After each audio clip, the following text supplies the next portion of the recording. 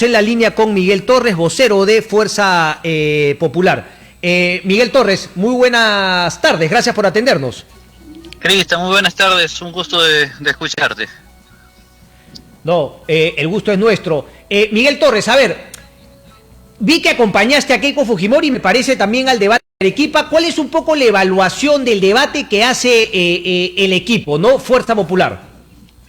Mira, Cristian, la verdad es que para nosotros ha sido una excelente oportunidad para el desarrollo de las propuestas concretas que tiene el Plan Perú, y este plan también fortalecido por un equipo técnico de independientes que se han sumado a una causa tan importante como es la de hacer un cambio hacia adelante, sí, pero dentro de la democracia, dentro de la libertad.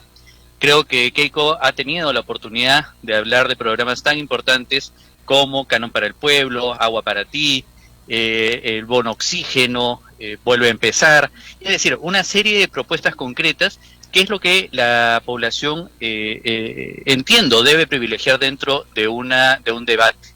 Ahora, no puedo escaparme de la sinceridad de decirte que ahora entiendo por qué el señor Pedro Castillo no quería ningún debate, porque lo que hemos visto hace tan solo unos días era una pobre oferta de programas y de soluciones que atiendan los problemas más importantes de nuestro país, además de que evidentemente solamente se generaba algún tipo de puyazo que responde también al estilo de campaña que se ha estado realizando, donde han estado tirando piedras, insultos y demás. Ok, para centrarme entonces en las propuestas de lo que fue en el debate la candidata Keiko Fujimori. Miguel, se ha hablado mucho claro, incluso han salido algunos medios a calcular 2-3% del PBI significaría el gasto de poder cumplir las promesas que hizo Keiko Fujimori. Eso quizás sorprendió un poco porque, claro, son medidas que obviamente significan un gasto y que no habían sido de alguna manera planteadas anteriormente, ¿no? Bueno, el tema de los transportistas, la condonación de deudas, entonces, digamos, ¿cómo financiar eso? ¿O es también parte, digamos, de unas propuestas que sacan del sombrero a último momento en la necesidad de ir por esos votos que según las encuestas todavía parecen faltar para poder cantar una victoria el domingo, Miguel?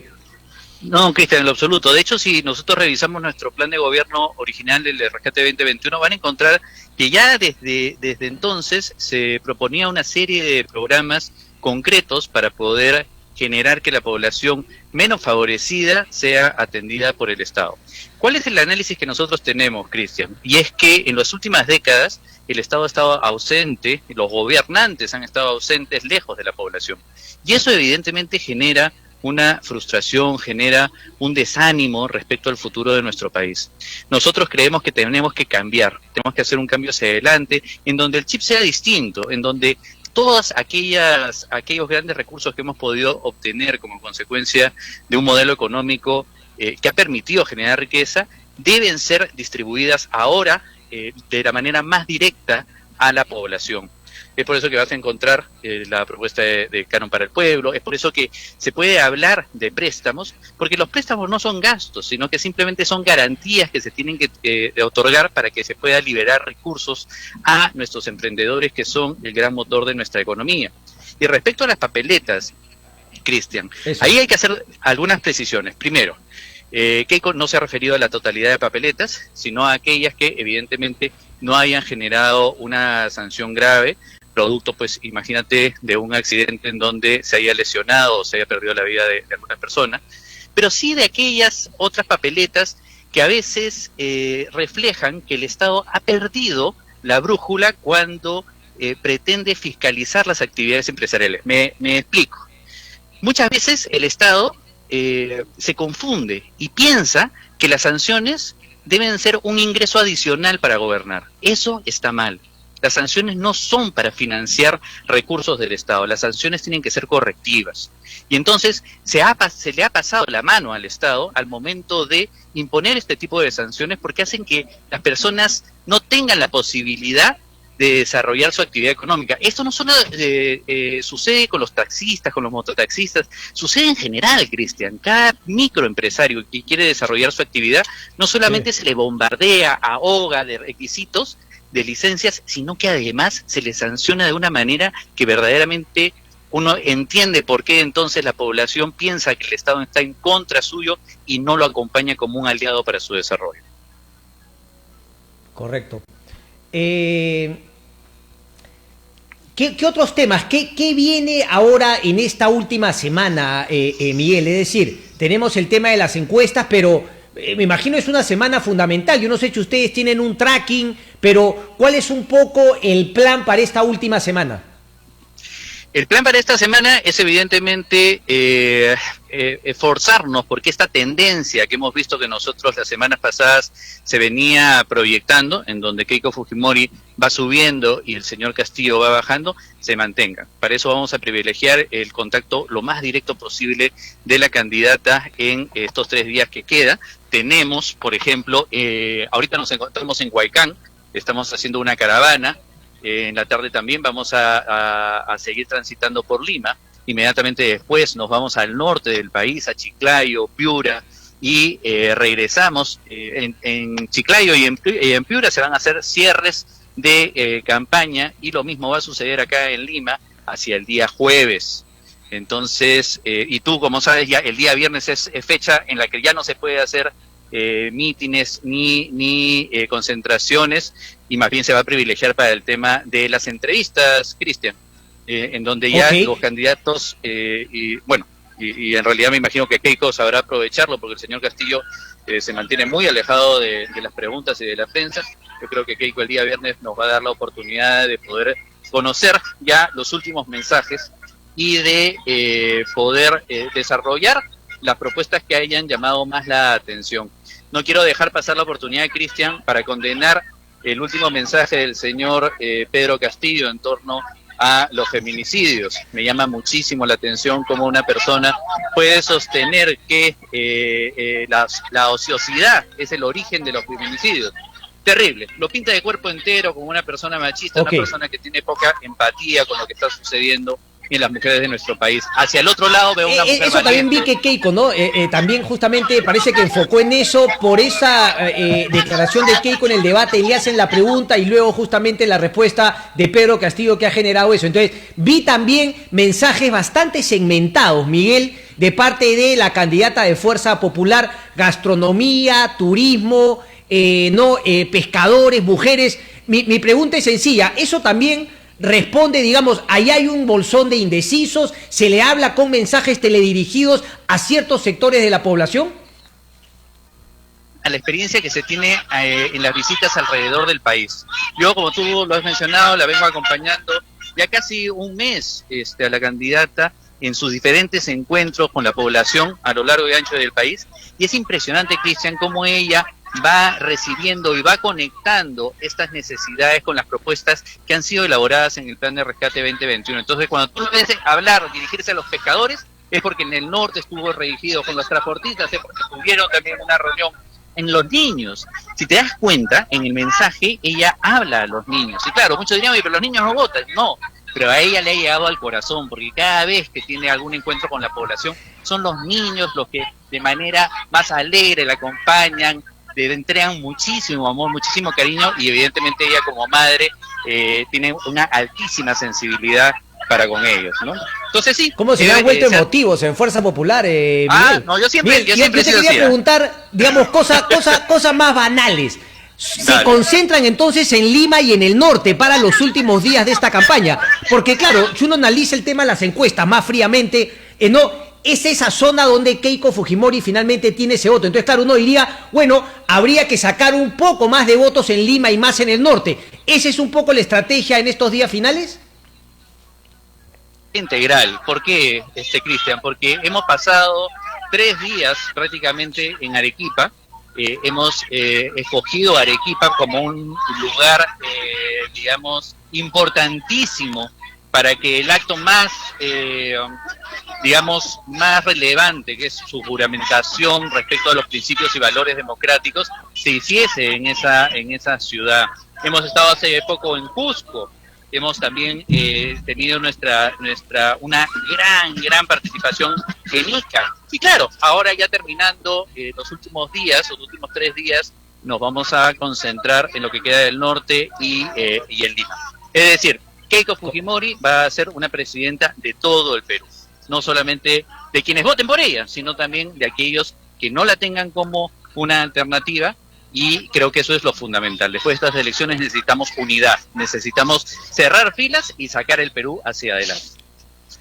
Miguel, con esta termino, porque preocupa un poco que, digamos, no los partidos, hay que decirlo, pero sí algunos fanáticos, hinchas, que, claro, quieren hablar en nombre de la agrupación política, pero no es así de manera oficial, formal, ni siquiera cercana a la realidad, pero sí toman posturas como hablar de se viene el fraude, no salgamos a las calles si es que nuestro candidato o candidata pierde. Entonces, ¿cuál es la posición del partido respecto de lo que se viene este domingo?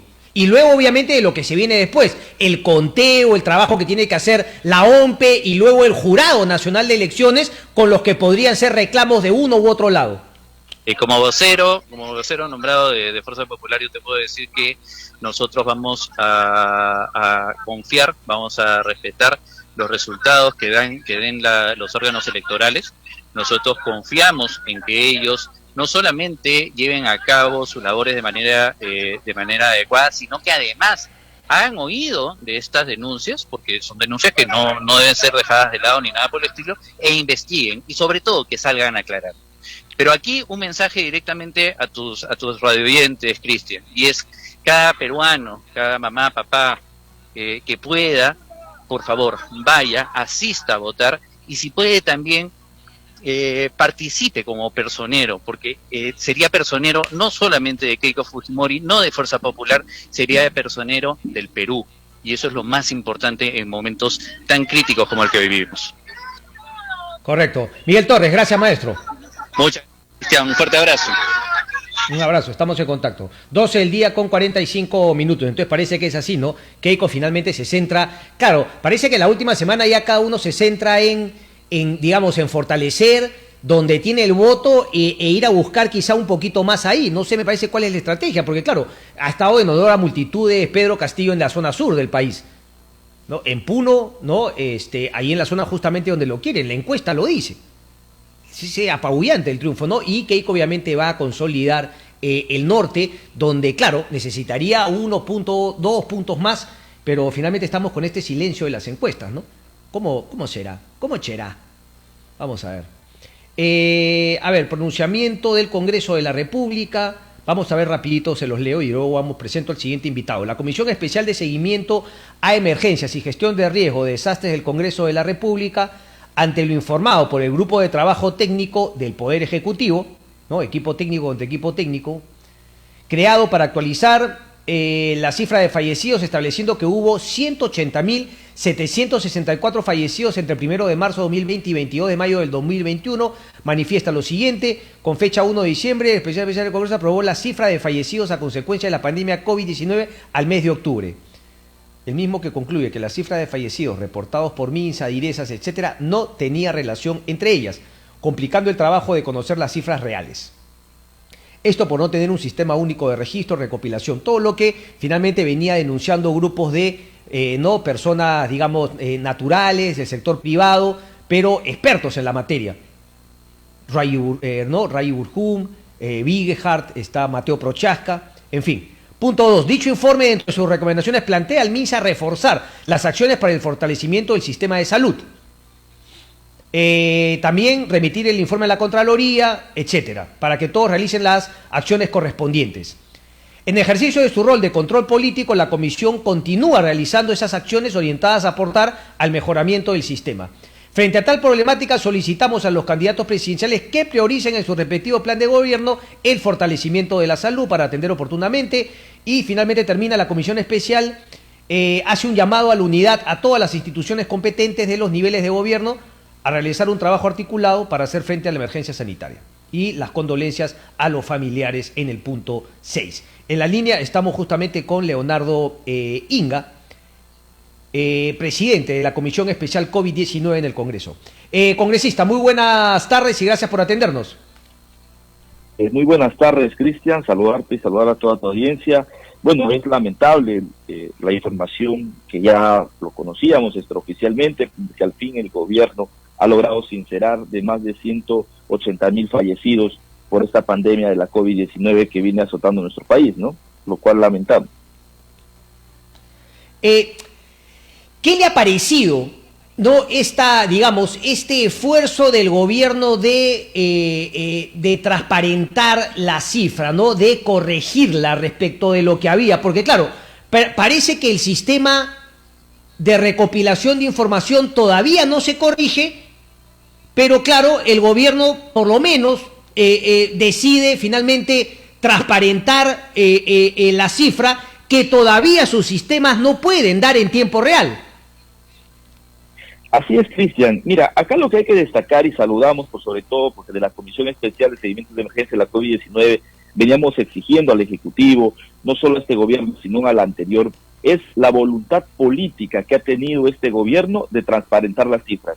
Esto no hubiera sido posible si es que no se tenía esa voluntad política para transparentar y decir con claridad el número de fallecidos que ha tenido nuestro país por esta pandemia. Eso es el principio que destacar. Se ha demorado, efectivamente se ha demorado mucho tiempo porque esto se debió hacer y exigíamos desde el año pasado porque ya veíamos las diferencias que registraban las regiones, la diferencia que registraba SINADEF, la diferencia que tenía el gobierno y entre otros privados también que hacían las corridas de los números de fallecidos por diferente información que recibían. Y bueno, finalmente esto se ha logrado ya esclarecer. Lamentamos el tema y por eso pedimos nosotros que se priorice el tema de salud en los gobiernos, en el próximo gobierno a cualquiera de los dos candidatos que les toque la presidencia del país. ¿Por qué? Imagínate que hasta el momento no se ha implementado, por ejemplo, el tema relacionado a la historia clínica digital a nivel nacional. Y esto es otra de las limitaciones que se tiene, porque durante la pandemia se ha recibido, por ejemplo, inquitos, que tener que ir a recuperar en las casas de los fallecidos las historias clínicas físicas, porque muchos de los parientes, de los familiares llevaban estas historias porque eran regadas en los establecimientos de salud al costado de cada uno de los enfermos. Entonces, tenemos mucho que hacer en el sistema de salud y sobre todo se necesita que el próximo gobierno y seguramente de la mano con el próximo Congreso se haga la reforma integral de nuestro sistema de salud, que lo necesitamos. Creo que después de este número escalofriante de más de 180,000 fallecidos que tenemos, lo menos que puede hacer el próximo gobierno es reformular justamente nuestro sistema de salud, ¿no? ¿Hacia dónde cree usted que debería reformularse? Porque claro, todo el mundo plantea primero el tema de la pandemia, ¿no? Como coyuntura, y luego de manera estructural todos repiten como un mantra fortalecer el primer nivel de atención. Mira, acá hay que diferenciar dos temas. Uno es el primer nivel de atención, que consideramos nosotros, de la experiencia que hemos tenido en la comisión, que el primer nivel de atención se debe dedicar exclusivamente a los gobiernos regionales y los niveles de mediana y alta complejidad lo debe manejar el Ejecutivo a través de una red nacional de hospitales.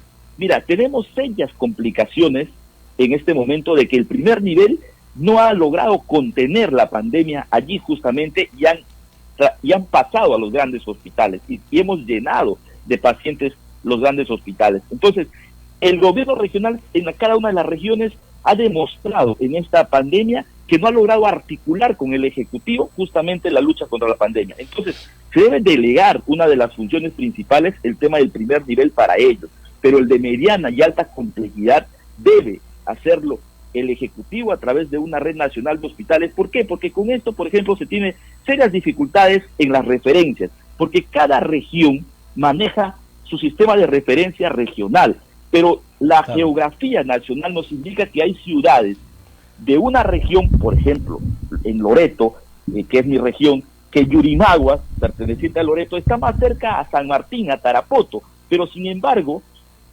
en un sistema normal se refiere hacia Iquitos, donde que tengo que llegar solo a través de vuelo.